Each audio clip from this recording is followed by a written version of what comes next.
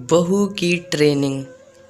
एक दिन सास ने बहू से कहा, बहू मुझे एक बात तो बता, मैं तुझे इतना डांटती हूँ, कोसती हूँ और बुरी बुरी बातें कहती हूँ और तू पलटकर जवाब भी नहीं देती, ना ही गुस्सा करती हो, बस हंसती रहती हो। बहू को तो जैसे कहानी सुनाने को मिल गई। कहने लगी, माँ जी, आपको एक बात बताती हूँ। मैं जब छोटी थी तो मुझे हमेशा ऐसा लगता था कि मेरी माँ मेरी सगी माँ नहीं है, क्योंकि वह मुझसे घर के सारे काम करवाती थी। कोई काम मुझसे गलत हो जाता तो मुझे डांट भी पड़ती और कभी कभी तो मार भी पड़ती। लेकिन माँ थी वह मेरी, मुझे उनसे डर लगता था। कभी कभी गुस्सा भी आ जाता, लेकिन मैंने कभी उन पर गुस्सा नहीं किया।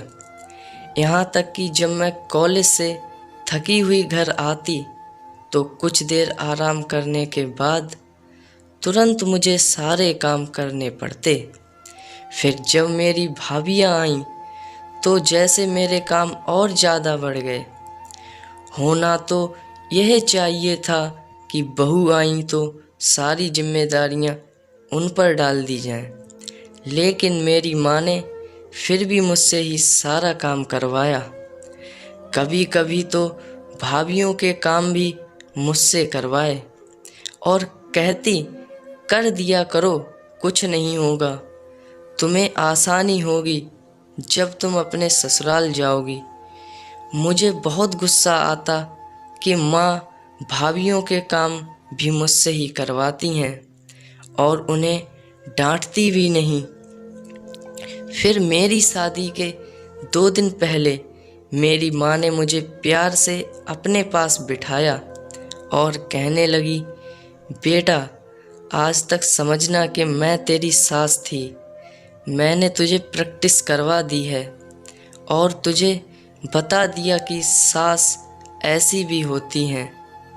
लेकिन अब तेरी शादी हो रही है तो आज से मैं तेरी माँ हूँ। बेटा, जब तुम्हारी सास तुम्हें कुछ कहे तो समझना कि जैसे मैं ही डांट रही हूँ।